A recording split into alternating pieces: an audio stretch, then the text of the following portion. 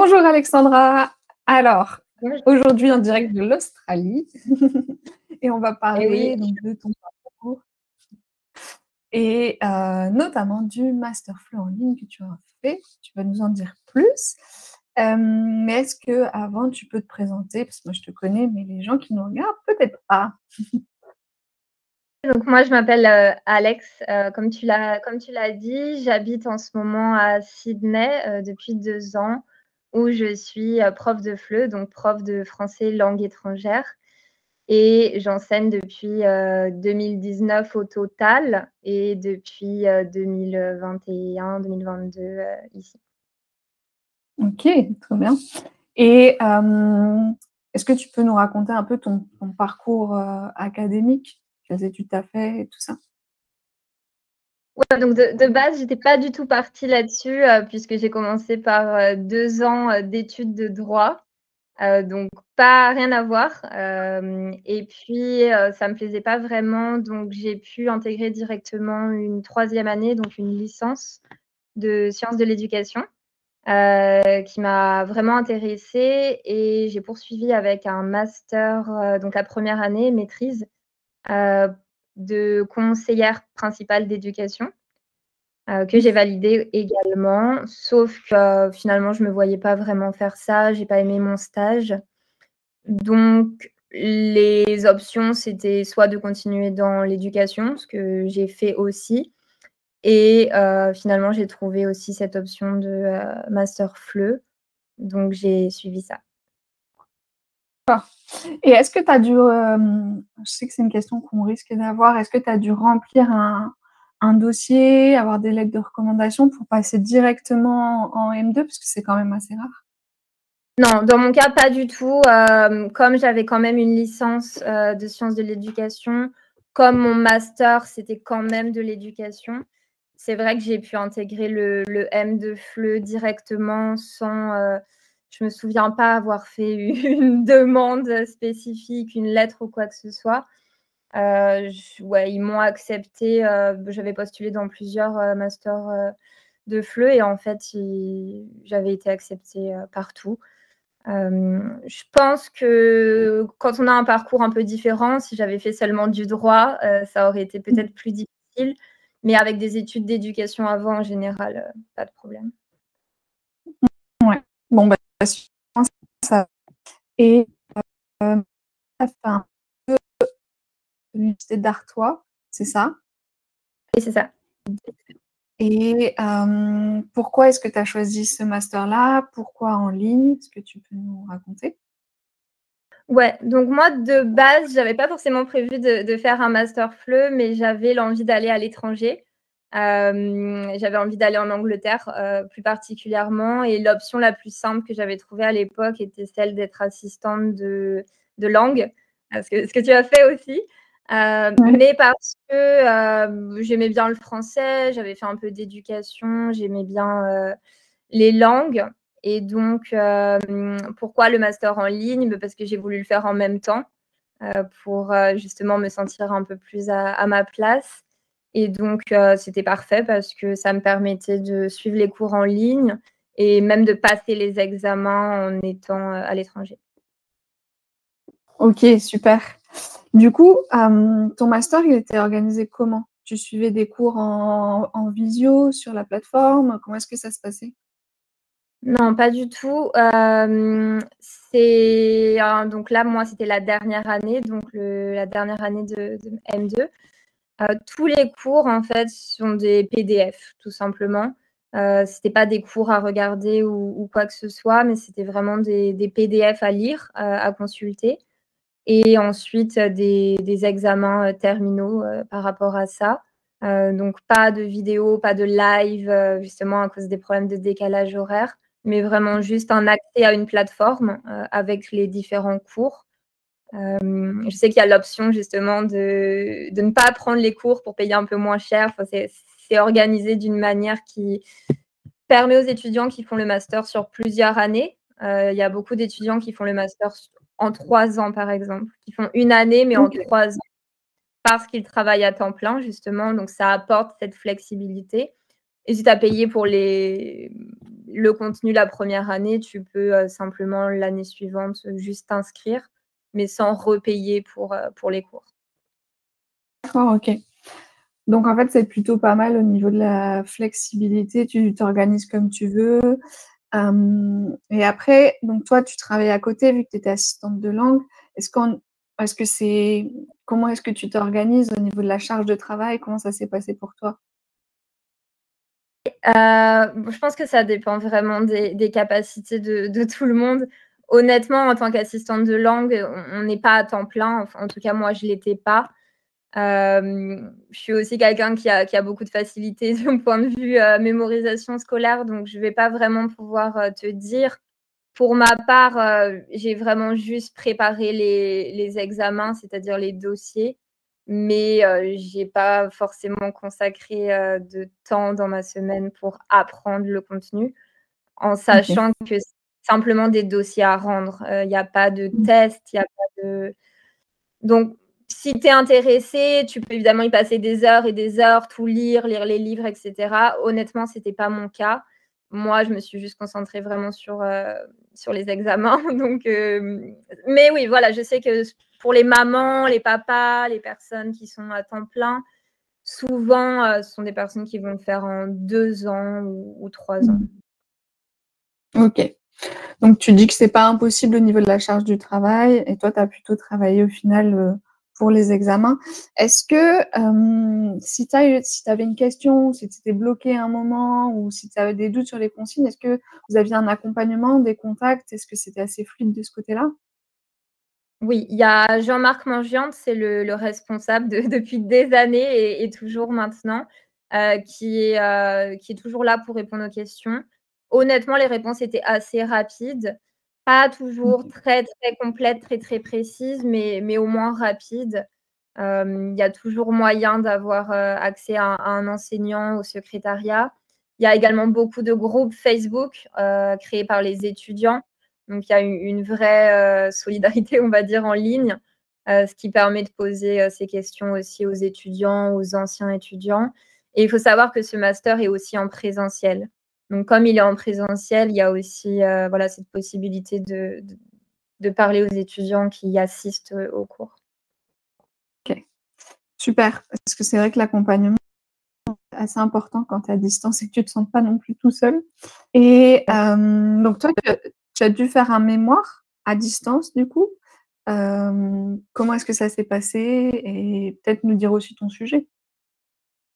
Donc pour, ce master et je pense pour tous les masters, il y a toujours un mémoire obligatoire et un stage obligatoire. Ça, c'est quand même à bien noter.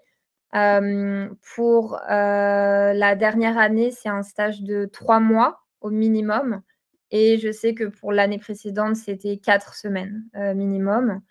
Donc pour les personnes qui ont déjà un travail dans le FLE, ce qui était mon cas, pas besoin de stage en plus, c'est considéré comme finalement le stage. Et pour le mémoire, donc il y a 2 options. Il y a le mémoire de recherche ou bien le mémoire, professionnel.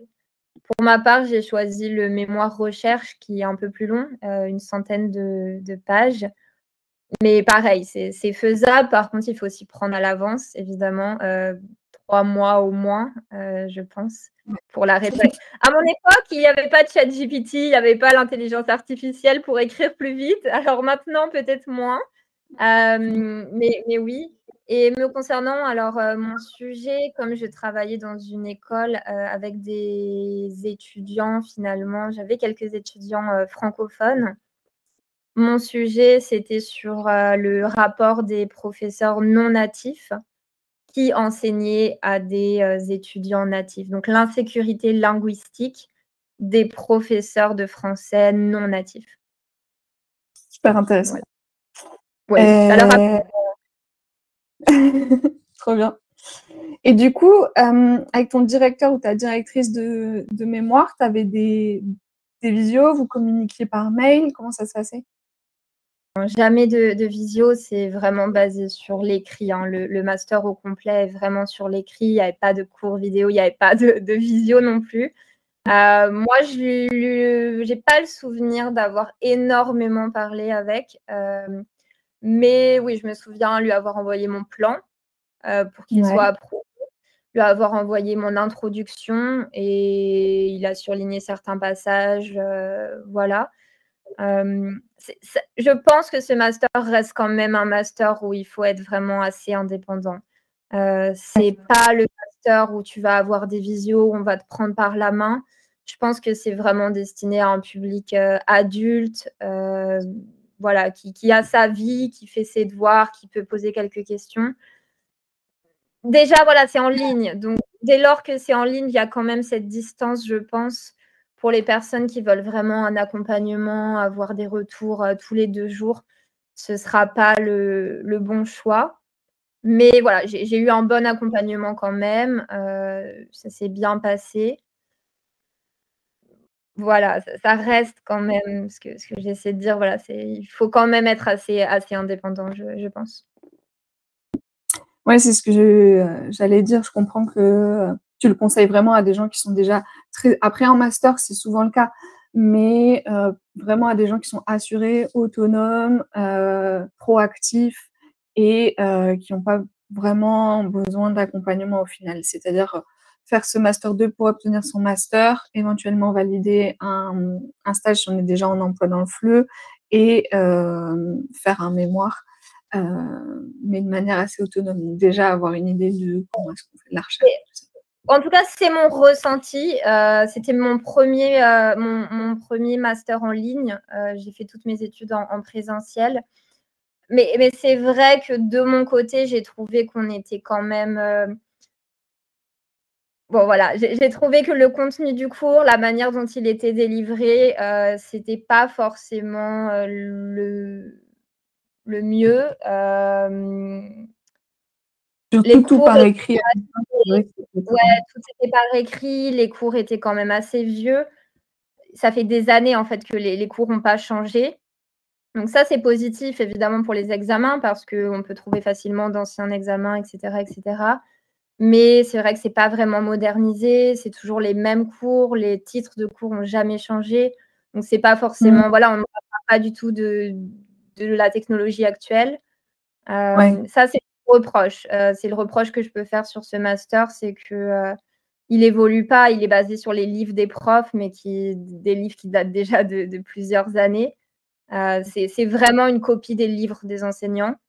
Donc ça, c'est un peu dommage pour,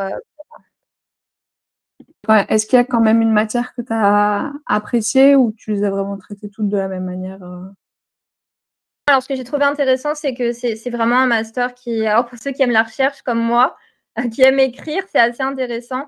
Il y a beaucoup de matières où on te demande finalement d'analyser ou de créer un cours par rapport à une situation. Donc c'est pour ça que c'est un master qu'on dit, aussi, français sur objectif spécifique. Donc par exemple, on doit imaginer un audit d'une entreprise, un petit dossier de 50 pages par rapport à une entreprise qui a un besoin linguistique. Donc pour ma part, je sais que j'avais choisi, la petite épicerie de ma rue, qui vend des produits français et qui donc a besoin de savoir, parler un minimum français parce qu'ils ont une grosse clientèle, francophone. Donc à partir de ça, élaborer un cours. Donc voilà, moi, c'était le nom des différents fromages en français, le vocabulaire du fromage, du saucisson. Il y avait ce cours-là qui était intéressant, donc tout ce qui est audit et création. Et voilà, d'autres dossiers comme ça de création de cours. On a dû aussi créer un blog pour destiné à un type d'étudiant et l'analyser ensuite, et cetera, et cetera. D'accord. Oui, donc il est quand même vachement orienté FOSS. Bon après, si le responsable c'est, Jean-Marc Mangin, c'est ses travaux aussi. Oui, c'est ça. OK. Juste une petite note si tu me permets, peut-être que ça a changé, mais pour la partie blog justement, c'était un travail à 2. Donc il faut aussi garder ça D'accord. en tête. C'est possible qu'il y ait même si c'est un master finalement, pour ma part en tout cas, il y avait, un des dossiers qui était à faire en binôme. Donc tout de suite, c'est un peu compliqué quand on est en ligne de trouver quelqu'un sur les mêmes horaires, on ne se connaît pas Ouais. forcément. Je ne sais pas si ça a Mmh. changé. D'accord. OK. Et tu avais aucun examen sur place, hein? C'était vraiment que des dossiers, Alors c'est à possible rendre? de faire les c'est possible de faire son mémoire sur place, comment on dit déjà? Oui. Sinon, D'accord. non, tous les dossiers sont à rendre par, email. OK. Puis même pour le mémoire, c'est aussi possible de faire sa soutenance, depuis l'étranger, en ligne, pour le coup OK, en visio. super. Et du coup, est-ce que, bah, tu es contente d'avoir fait un master FLE? Ça valait le coup? C'est voilà, qu'est-ce que Je sais que c'est tu une grande question. Est-ce que je prends le DAFLE? Est-ce que je prends le master FLE? Est-ce que c'est nécessaire ou pas? Je sais que pour ma part, sans le master FLE, j'aurais pas eu accès à certaines positions, certains ouais, emplois, que j'ai eus et donc je d'ailleurs, regrette pas. d'accord. Hem, j'ai intégré une école de langue, au Mmh, Canada. Je pense que j'aurais pu le faire sans master, mais le master m'a vraiment aidée. Ça m'a aidée à me démarquer d'autres candidats, surtout pour l'étranger. Je pense que c'est important pour l'étranger.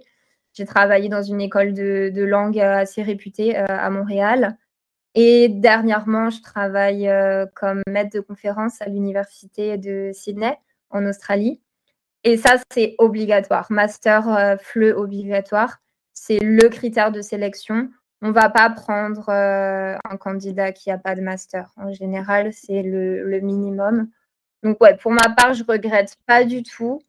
Je trouvais ça intéressant. Je pense que c'est important d'avoir un master. Enfin, c'est important non, mais c'est un niveau de quitte vie. à faire une année, ouais, je pense que quitte à faire une année, autant le faire un master, surtout si on est dans ma situation, on peut avoir une équivalence directement. Si j'avais dû Ouais, peut-être faire tout le M1, tout le M2, peut-être que ma réponse serait différente, mais je comprends. ouais. Et une fois que tu as fait ton master, est-ce que tu étais vraiment, opérationnelle pour enseigner ou est-ce que tu as dû, faire des recherches par toi-même, essayer de c'est une grande question souvent. Est-ce que les masters FLE nous apprennent vraiment à enseigner au final? Ouais, non, là, c'est le moment où vous pouvez vous moquer un peu de mes débuts.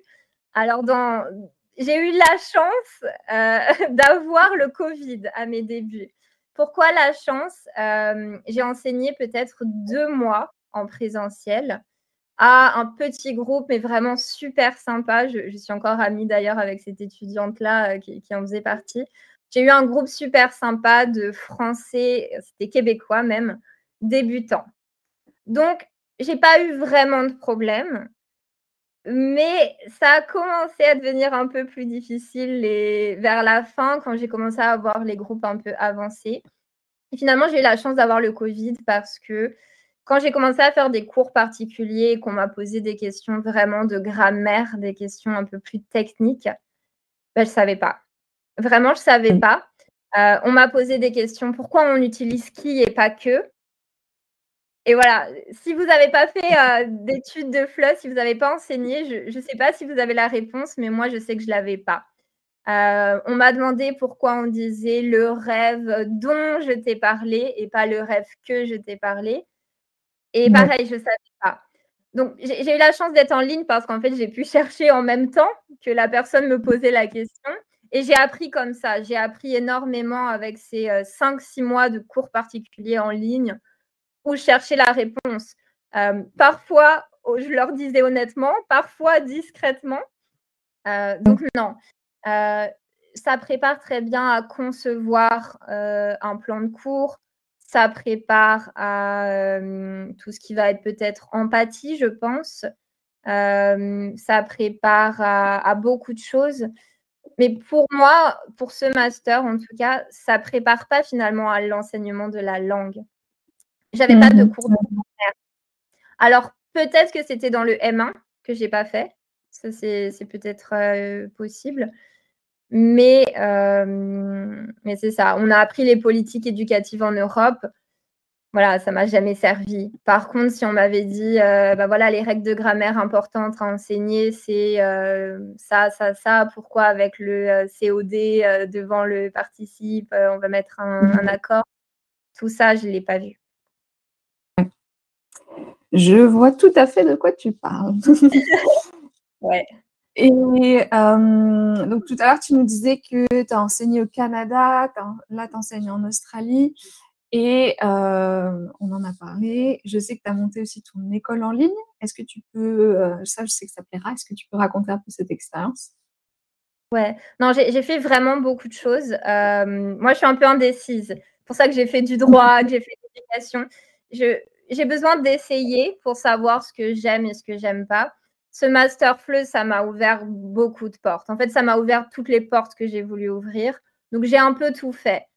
J'ai enseigné dans des écoles de langue, j'ai enseigné dans des écoles pas forcément de langue, j'ai enseigné avec les enfants, avec les adultes, tous les profils.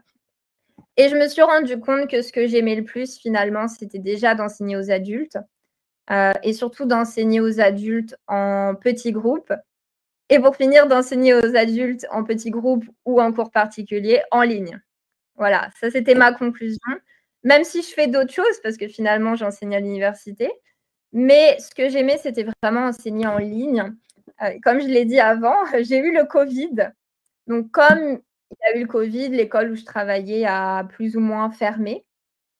Donc, en fait, j'ai décidé, comme j'avais déjà acquis un peu d'expérience, notamment dans la préparation des examens de français, je me suis lancée à mon compte le jour du Covid au Canada, donc le 15 mars. J'ai ouvert ma page Facebook à l'époque, où j'ai commencé à promouvoir mes services. Donc, je partageais dans tous les groupes Facebook de la ville que je pouvais trouver. Et petit à petit, cette page Facebook, voilà, j'ai eu plus de 10 000 abonnés, ça a évolué. Après, j'ai commencé à faire un site internet, à aller sur Instagram. Je me suis nichée. Je pense que c'est vraiment quelque chose d'important à faire quand on se lance en ligne, c'est d'avoir une spécialité, ce qui va permettre de vraiment se démarquer.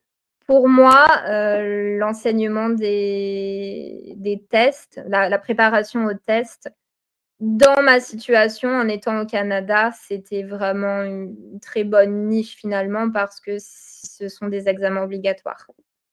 Donc ça veut dire énormément d'étudiants, ça veut dire, aussi qu'ils ont besoin et donc voilà, il y a énormément de demandes et donc progressivement, mais j'ai pu embaucher, plusieurs, professeurs parce qu'il y a eu de plus en plus de demandes. J'ai travaillé sur différentes choses, des produits, que je vends aussi pour pas faire seulement des cours, mais on vend aussi des formations, pour essayer de multiplier un peu les revenus finalement. Donc c'est quelque chose que j'aime beaucoup, ce côté un peu, voilà, indépendant où tu gères ton école, tu choisis tes étudiants, tu fais un peu ce que tu veux, tu essaies, ouais. Super. Et du coup, à l'avenir, que vas-tu faire? Tu continueras à faire les 2? Non, moi j'ai vraiment envie de revenir à mon compte. Voilà, l'université c'est bien, je vais pas mentir, je gagne plus en étant, professeure à l'université qu'avec mon école. Donc c'est cette sécurité qui est agréable. Mais moi, je me plais vraiment plus dans l'entrepreneuriat. Le fait d'avoir mon école, de travailler pour moi, de lancer des nouvelles formations, des nouveaux cours, de nouveaux projets. Donc, ouais, j'ai pour projet de retourner à 100 là-dedans.